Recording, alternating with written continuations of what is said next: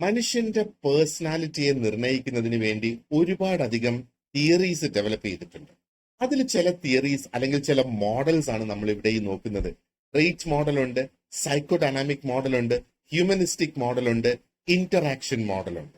അപ്പൊ ഈ trait model എന്ന് പറയുമ്പോഴത്തേക്ക് ആ ഒരു മോഡൽ അല്ലെങ്കിൽ ആ ഒരു സെറ്റ് ഓഫ് തിയറീസിൽ വിശ്വസിക്കുന്നത് ഒരു വ്യക്തിയുടെ പേഴ്സണാലിറ്റി എന്ന് പറയുന്നത് ആ മേഡപ്പ് ഓഫ് ട്രെയ്റ്റ്സ്.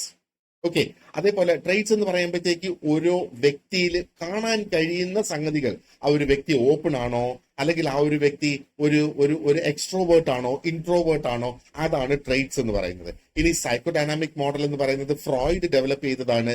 അദ്ദേഹം പറയുന്നത് personality shaped by unconscious conflicts, നമ്മുടെ ഐഡി, ഈഗോ, സൂപ്പർ ഈഗോ, ആ ഒരു കോൺസെപ്റ്റ് ഒക്കെ ഇവിടെ വരുന്നതാണ്.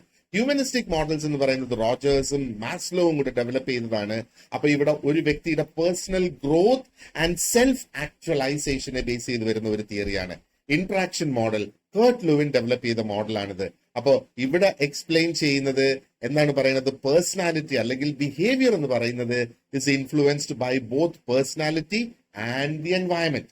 അപ്പൊ എന്താ പറയേണ്ടത്, നമ്മുടെ ആ ഒരു പേഴ്സണാലിറ്റിയും എൻവയൺമെന്റും കൂടെ ചേർന്നാണ് ബിഹേവിയറിനെ സ്വാധീനിക്കുന്നത് എന്നാണ് കർട്ട് ലൂവിൻ പറയുന്നത്.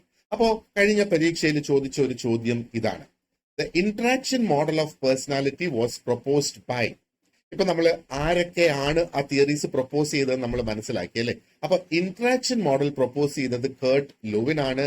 ഞാൻ നേരത്തെ പറഞ്ഞതുപോലെ behaviour is influenced by both personality and the environment എന്നുള്ളത് എക്സ്പ്ലെയിൻ ചെയ്തത് അദ്ദേഹമാണ്. So Kurt Lewin is the right answer.